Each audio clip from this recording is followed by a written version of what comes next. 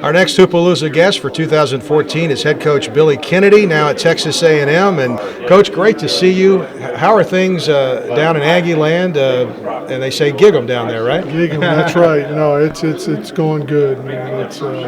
I always say it's a Murray on steroids, and it's a special place, and we're excited to be there. But it's good to be back here, and it's such a nice event honoring Khal Luther, and I'm thankful that Steve's got something going like this, and it's really a nice deal. Yeah, it really is amazing. We're all hoping it keeps growing. Maybe describe your emotions walking in here and seeing these guys. Some of them coached before you, played before you got here. It's pretty neat. Well, the biggest thing is just friends and relationships, with yourself and, just the times we've had, and to see Neil in here and, on the radio, and, had a lot of good times here and a lot of good people and a lot of good relationships, and so that's what makes this place special.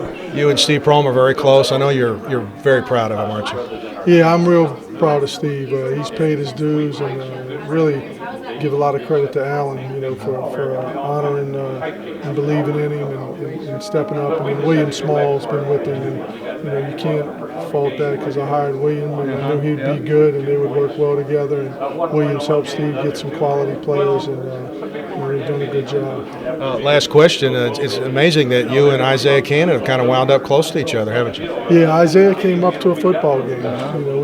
We had Isaiah come up. I keep up with him. I've gone down and watched him work out a little bit, and I've got Amir working with me now, and Amir talks to him a lot more than me. So, Isaiah, it's good to have him close and to keep up with him. Here at 2014 Hoopalooza, Dave Winder on GoRacers.com, now with the great Donnie Mann, all-time assist guy at Murray State. This week I was looking at the 88 win over North Carolina State and the close defeat to Kansas. Do you think back to those days very much? Absolutely. It often crossed my mind, especially when the tournament started in March, Madness kickoff. Yeah. Tell us what you're doing now. You moved to Connecticut about a year ago. Right. I moved to Connecticut. I'm an operations manager for Nucor Steel Corporation. Well, tell me what it's like to come back to your old stomping grounds. This is really becoming quite an event here. It feels real good to be able to come back and meet some of the guys that I played with, to bring back memories. And I tell you, my palms are sweating right now just thinking about it. Well, tell me maybe what your, other than the NCAA win, what is maybe your greatest memory that you've got of playing at Murray State?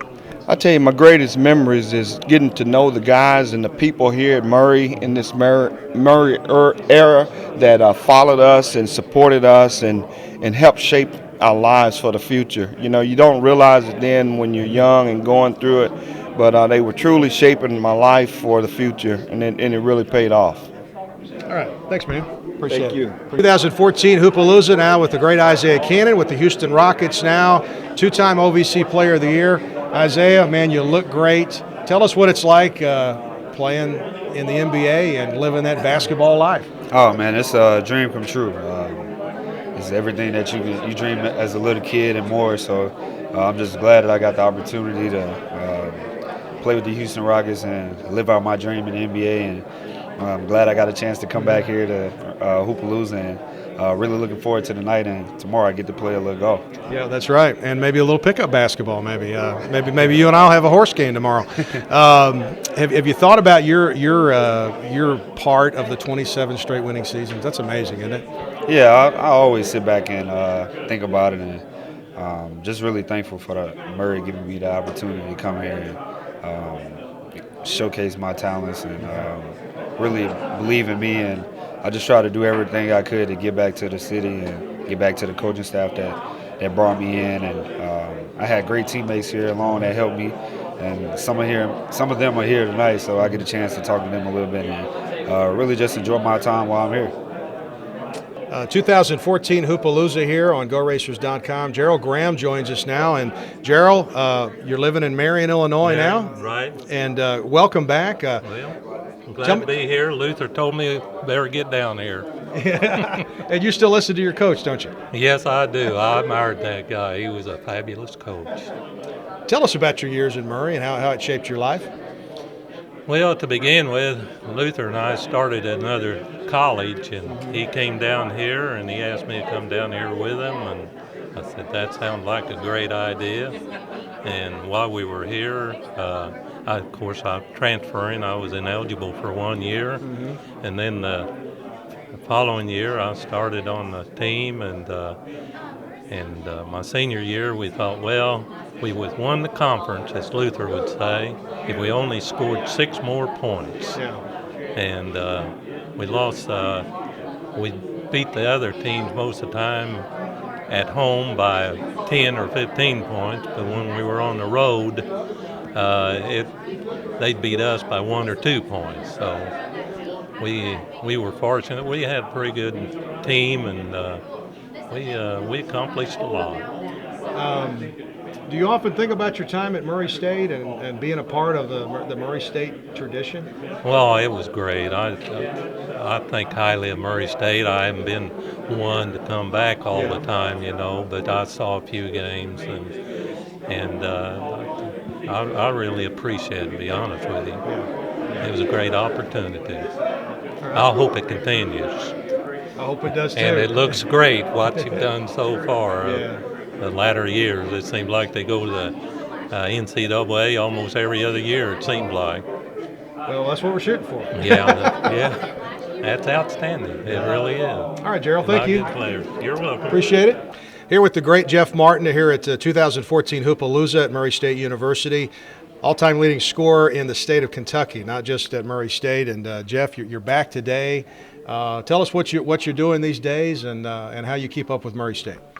Right now I'm working as a Director of Health, Safety, and Environmental for Emerson Electric out in Houston, Texas. We watch all the games on computer. So we listen to, watch all the games. Really enjoyed the season this past season. I was able to follow and keep up with the team. Most guys get better with age as far as their basketball career. I don't think yours could get much better. Do you often think about the times you had here? And, man, you guys won a lot of games, and you scored a boatload of points. So I think over 2,300. Yeah, things like this kind of bring it all back. When you see I walked in the hotel and saw one of my teammates, and everything come back. We'll go out, we'll talk about it. So, that's the time you really think about it. The things we accomplished. Because when you're in it, you don't know. When you're in it, you're just playing. You're just having fun. Winning games. Winning tournaments, winning championships. But now, when you retrospect, it's like we did a lot of good things. Our next Hoopalooza guest is the great Marcus Brown out of West Memphis, Tennessee. What are you doing these days? You're back at your old high school coaching, or you're coaching in the area? What are you doing? Yeah, I'm back at West Memphis High School, and I'm the junior varsity coach there. And I have to correct Dave. It's West Memphis, Arkansas, not West Memphis, Tennessee. No. A common mistake. Yeah. It's all good though. It's all good. But yeah, I'm there and enjoying the time that I have with the young kids. Great, and I know you're glad to be back in the States. You spent a lot of time in Europe in your basketball career. Yeah, 13 years, and it was a blessing to be able to see the world and travel, and see the things that I saw. But I'm back home, so and enjoying it. How about this event here? Isn't this something? It is. To see all the greats that have come before us and paved the way. And after. And even after.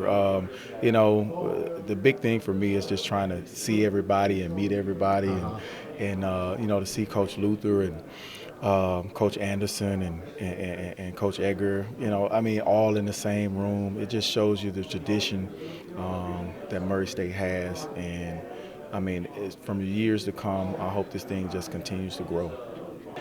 Continuing with the 2014 Hoopalooza here on GoRacers.com, the great Popeye Jones, Murray State's all-time leading rebounder, top 5 scorer, and now he's really carving yourself out a really good career in the professional level as a coach. I know you played a good decade. Tell us what it's like working in the NBA, coaching with the Pacers.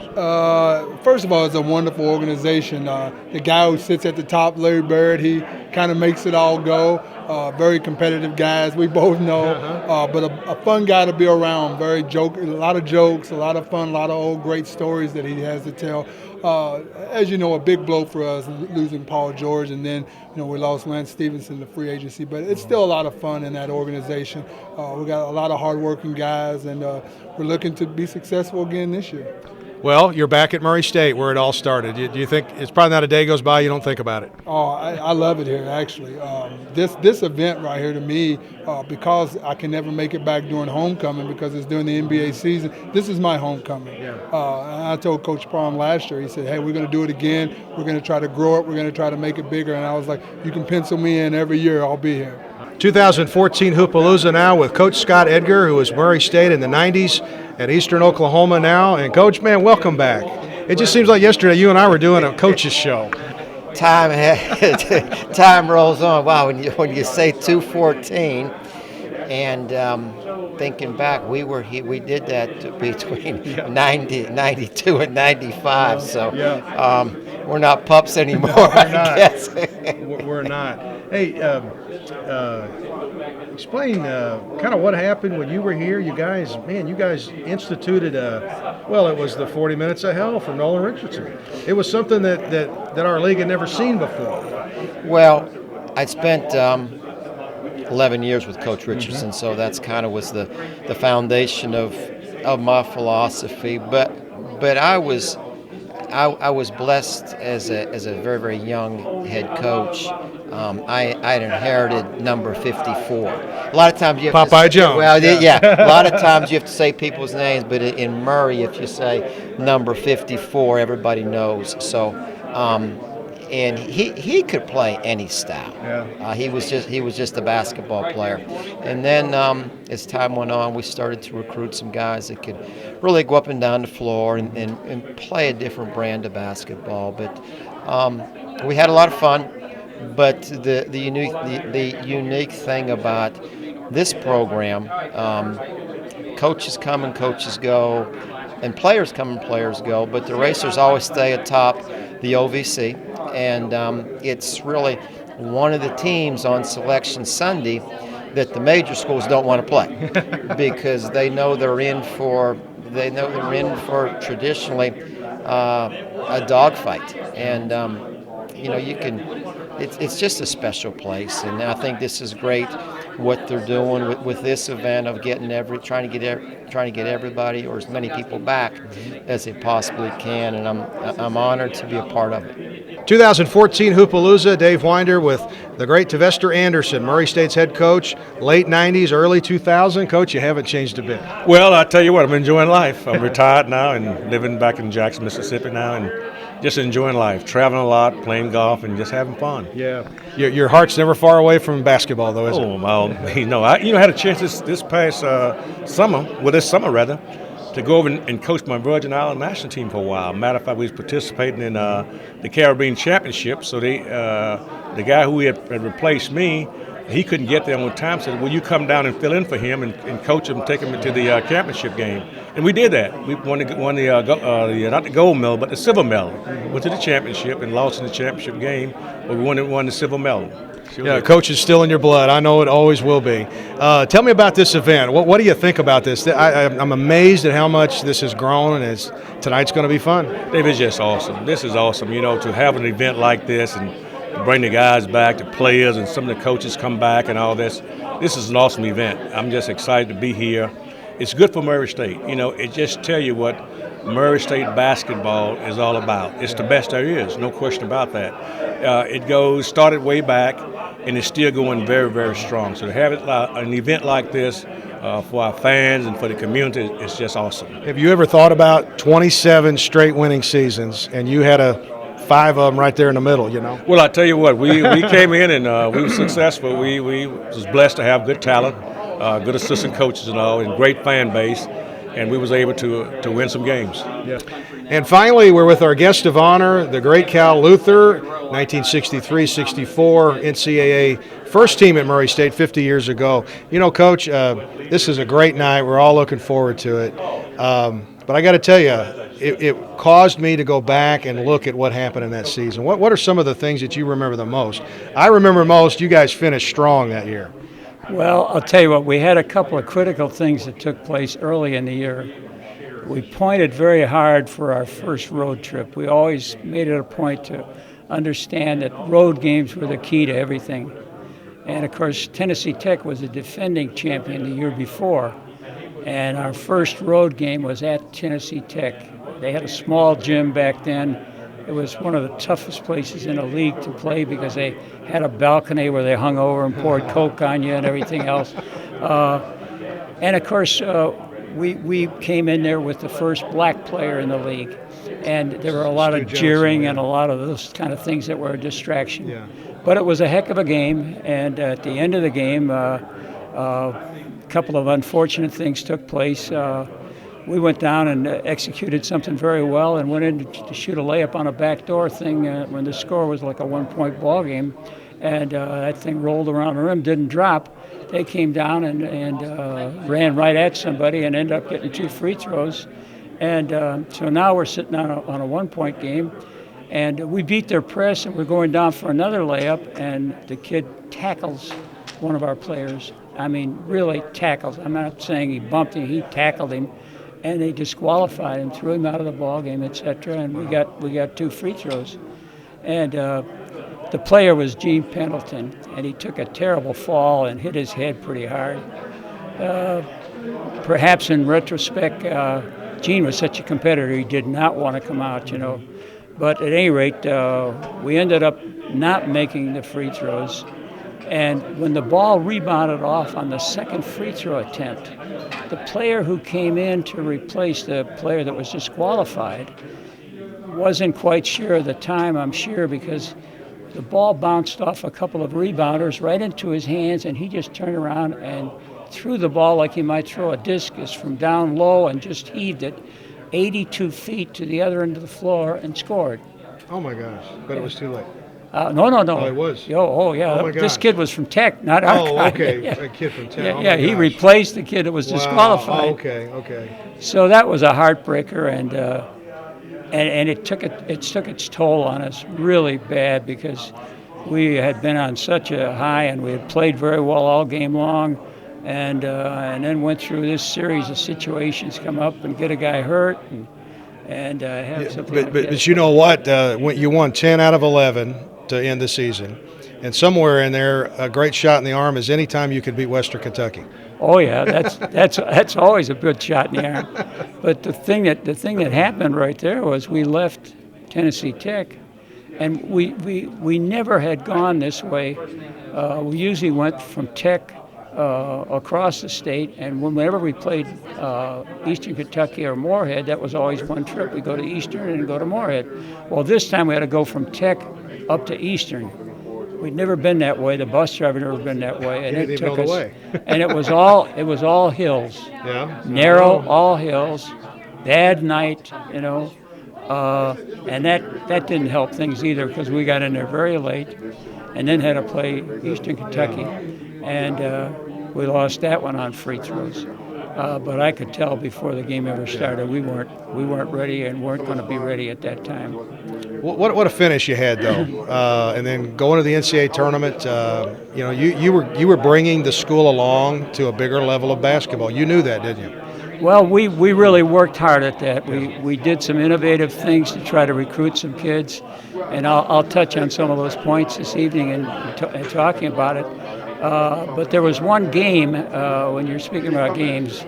The game after we came in, Western came in with Clem Haskins right after we lost to them, and we beat Western.